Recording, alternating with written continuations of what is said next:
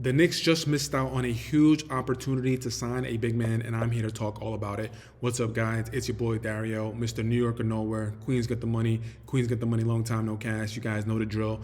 But let's get right into today's video. So actually, yesterday, prior to the game today against the Indiana Pacers, Chris Haynes put up this post on Twitter talking about Jahlil Okafor is going to be signing a 10-day contract with the Indiana Pacers.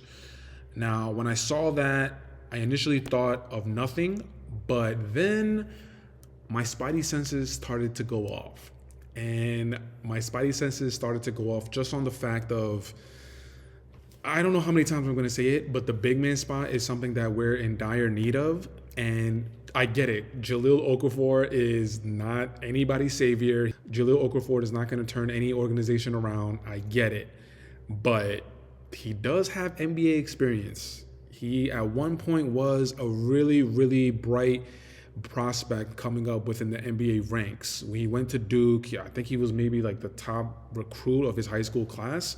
And then things started to go south for him. I remember when he was with Philly, there was that video of him being in a bar fight. And I think ever since then, his career just started to have a downward spiral. So I get it. Jahlil Okafor is not going to be the guy that's going to turn the tide for any organization.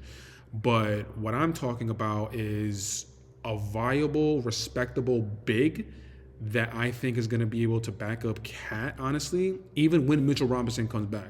When Mitchell Robinson comes back, Precious Achiuwa and Dariel Concha are our two bigs. Precious Achiuwa is not it, guys. I don't care what any of you guys say. I don't care that we got that W tonight against the Indiana Pacers. Precious Achiuwa had one of the most egregious turnovers that I've ever seen in tonight's game, and I'm going to break the game down a little bit later in this video, but I want to stay focused on Jahlil Okafor.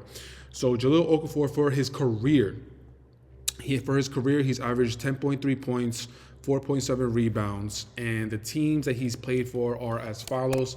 Take a look here. He got drafted by the Philadelphia 76ers, and he was with them from 2015-2016 season all the way up until the 2017-2018 season, and then he was with the Brooklyn Nets, and then he was with the New Orleans Pelicans, and then his last stop before his 4-year break, I believe, was with the Detroit Pistons.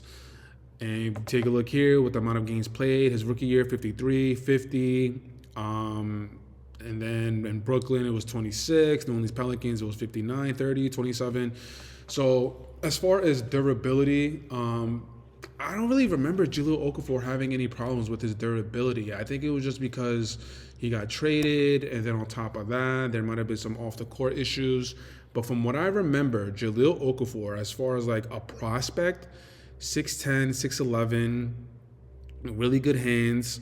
He's kind of one of those like old school big men where he has like a back to the basket type of game. His footwork, from what I remember, was immaculate. He had a go-to move in the post where any team would be able to rely on a baby hook, a pivot, a reverse pivot. What is Precious Achiuwa able to do? He can shoot the ball well. Defensively, I'll give you that. Defensively, cool. I'll give you guys that. Offensively, what is Precious Achiuwa able to do? He doesn't have a reliable jump shot. We can't rely on him for a three-point play. We can't rely on him to literally get a little bunny at the rim. This guy is so annoying, bro. He's not it. He is not going to be the backup that we need when Mitchell Robinson comes back. He is not the big backup that we need in order to keep moving on into the playoffs. I don't have faith in Precious Achiuwa and Dariel Concha. Dariel Concha, obviously a rookie. Coach Tibbs doesn't trust the rookies. And you know what? Let's get into today's game. I'm going to go right into it. So the Jahlil Okafor segment of the video is over. I just wanted to give a nice shout out to Jahlil Okafor. Hopefully you turn it around. And if you do turn it around, I'm going to be coming back on this channel and saying why didn't the Knicks think about picking him up. But going into the game against the Indiana Pacers earlier tonight, there were a plethora of things that I saw in tonight's game. We got the W, which is great. But like I said, there were a plethora of things that I saw that I wanted to question. First and foremost, and here's my note. I got a little note sheet that I wrote down everything that I saw in tonight's game. First and foremost, Precious Achiuwa and Dariel Concha, why are those two players in the game at the same time? Precious Achiuwa does not have a reliable jump shot. Dariel Concha, at this point of his career, he's a rookie. He has not been able to develop any sort of game. So if Precious Achiuwa does not have a reliable jump shot, we can't rely on him to spread the floor. So that means that two players are going to be in the paint. It's going to be too clunky. It's going to be too just out of whack. Please don't ever do that again. That was like when you had Precious Achiuwa and Jericho Sims on the floor at the same time. Jericho Sims no longer out of here. Ariel Hukporti, I do believe, is going to be a better player than Jericho Sims, but up until this moment, he's not that guy right now. So whoever made that decision, if it's Coach Tibbs' mom, if it's Leon Rose's mom, I don't care who it is, you guys need to be fired. Please don't ever do that again. Point number 2 that I have, TJ McConnell is what Joker is to Anthony Davis. It seems it's what TJ McConnell is to us, basically our kryptonite. Like, the guy is just always getting on top of these loose balls. He's always like being able to get into the cracks. Like, he's always that Energizer bunny whenever the Indiana Pacers need it. Albeit we were able to get the W in tonight's game, great. But there were just moments in the game I'm just like, God, this guy, because like if TJ McConnell goes to a contender, bro, it might change. Like, imagine TJ McConnell and the Denver Nuggets. Like, somebody you don't necessarily need to rely on, but he can get the crowd going, get the energy up. He's gonna be able to make really important plays. Like, somewhere TJ McConnell, if he ever goes to a true contender, it could be a problem. Another point that I have about the Knicks specifically is the coaching philosophy that Coach Tibbs has been displaying with Ariel Hukporti has been a bit egregious. Coach Tibbs, yeah, you're giving Ariel Hukporti some playing time, but if you're yanking Ariel Hukporti out of the game for a few mistakes, then what is the point? Ariel Hukporti I don't think he played in the second half. Ariel Hukporti in the first half got a few minutes. To be exact, let me go to the box score. Let me see how many minutes Ariel Hukporti played. He played 6 minutes in total. And I was watching the game at work with the volume down because I'm not trying to get in trouble, you heard. And when I saw him go in the game, I was excited. And then next thing you know, he was out of the game. And it was more likely than not a defensive screw up that he had, and Coach Tibbs wasn't like that. I really hate it when coaches don't allow their players to grow and learn from their mistakes. If a player makes a mistake on the court and you yank him out, the repercussions of that mistake is you're getting taken out of the game. I understand that. But if the player is continuously being taken out of the game because of a mistake that he's made, the confidence is going to be shot. I hate that Coach Tibbs does that, and especially with Ariel Hukporti, who, in my opinion, has a bright future. Please, Coach Tibbs, let Ariel Hukporti, especially for the remainder of the season before we get into the playoffs, because it looks like Ariel Hukporti and Precious Achiuwa, those are going to be the 2 bigs that we have for the remaining of the season. So please let him play through his mistakes.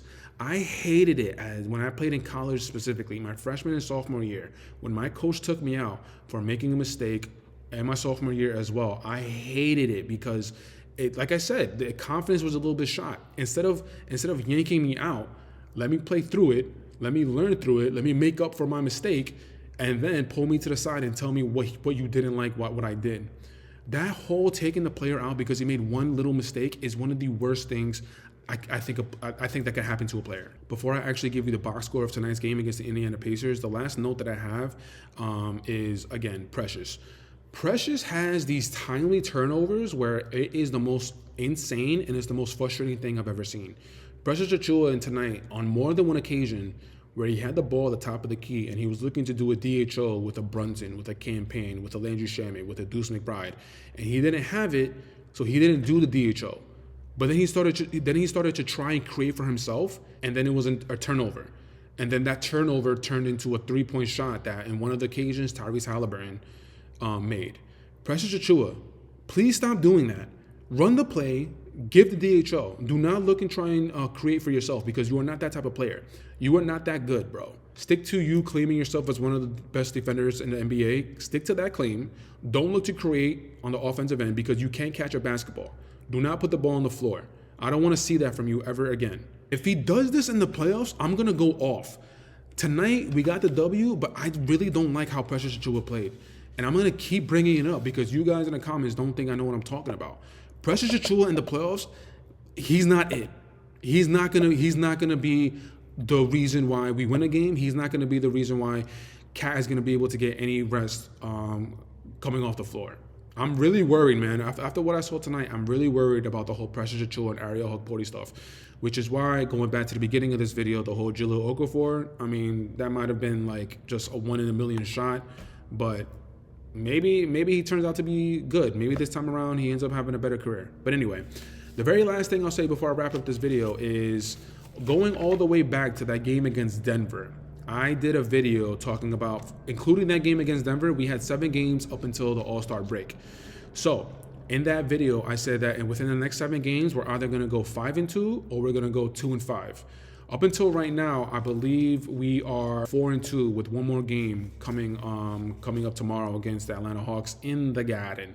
So the first game against Denver, we won, and then we took an L against the Lakers, and then we took 2 Ws against Houston and Toronto, and then we had that embarrassing effort against the Boston Celtics last Saturday, and then tonight we got that W in Indiana. So right now we are 4-2 with one more game going up against the Atlanta Hawks. Hopefully we're able to get that W. Hopefully Trae Young, the Cleveland Cavaliers, after trading DeAndre Hunter, I really and honestly don't understand what they're trying to do, giving away one of their better players. Trae Young, I don't know, man. The Atlanta Hawks might be in a low-key. They might be in a retooling, rebuilding mode, which Trae Young, don't be surprised if you hear him ask for a trade this upcoming offseason, because they're not going to be doing anything this season. So I fully expect the Knicks to get that W. So then if they get the W, that's going to make them be 5-2, which I predicted all the way going back to that game against the Denver Nuggets. My God, let me give myself a pat on the back. 2 more. I can't wait until that game tomorrow is over, man, because Cat, Jalen Brunson, OG Anunoby, the whole starting 5, everybody, I'm just excited and happy that they're going to be able to get some rest, honestly. Cat and Brunson, they got to go to the All-Star festivities. And even though, that's not really a break, because they got to do interviews, they got to do events, they got to play in the game, they got to do all that kind of stuff. So it's not necessarily a rest for those guys. But I almost forgot to go over the box score. I definitely got to show love to Cat. 40 points tonight, 9 of 9 free throws, 3 of 8 3-pointers, not great. But 14 of 23 from the floor, dishing out 5 assists, grabbing 12 rebounds, 38 minutes. Jalen Brunson did not have a great game, 8 points, 4 of 11 from the floor. He missed his only 3-point shot. He grabbed 2 rebounds, dished out 7 assists in the 23 minutes that he played. Interesting. Josh Hart, behind Cat, 100%, was one of, if not the biggest reasons why we were able to get that W against the Pacers. 30 points, 10 rebounds, 5 assists, 2 steals, 12 of 16 from the floor, 1 of 3 from 3-point line, 5 of 7 from the free throw line, 40 minutes. Mikal Bridges, man. Mikal Bridges is just never going to beat the allegations, man. 6 points, 3 of 7 from the floor, 0 of 1 from 3-point line. No free throws attempted or made. 5 rebounds, 5 assists, 29 minutes played. Mikal Bridges, man, you need this break more than anybody. You need to go to Antigua, you need to go to Cancun, go somewhere in the beach, relax, get your body right, come back rejuvenated, refreshed, and looking to go on a tear within the last remaining 30 games after the All-Star break, 25 to 30 games. But guys, that's it for today's video. Leave it in the comments. Let me know what you guys think about Jahlil Okafor. Should the Knicks maybe look to try and acquire him? And also let me know what you guys think about the Knicks' effort tonight against the W against the Pacers. TJ McConnell being our kryptonite, it seems like. Hopefully, I don't know. The Indiana Pacers are playing a little better. And if we see them in the playoffs, we definitely need to get that revenge. But I'm just saying, TJ McConnell looks like our kryptonite, man. Leave it in the comments. Let me know what you guys think. But until next time, you guys know the drill. You guys know the vibes. Jalen Brunson for all the MVPs. Jalen Brunson, Cat, the whole starting 5. Please, tomorrow, please don't let anything happen. No injuries, no stepping on anyone's foot. Please don't let anything happen. Jalen Brunson for all the MVPs. The Deuce is Luz for co-MVP. OG Anunoby for a speedy recovery. Taj Gibson for president. And until next time, it's New York forever. Queens forever. Queens get the money. Queens get the money, long time, no cash. Yeah, I know the drill. I'm out.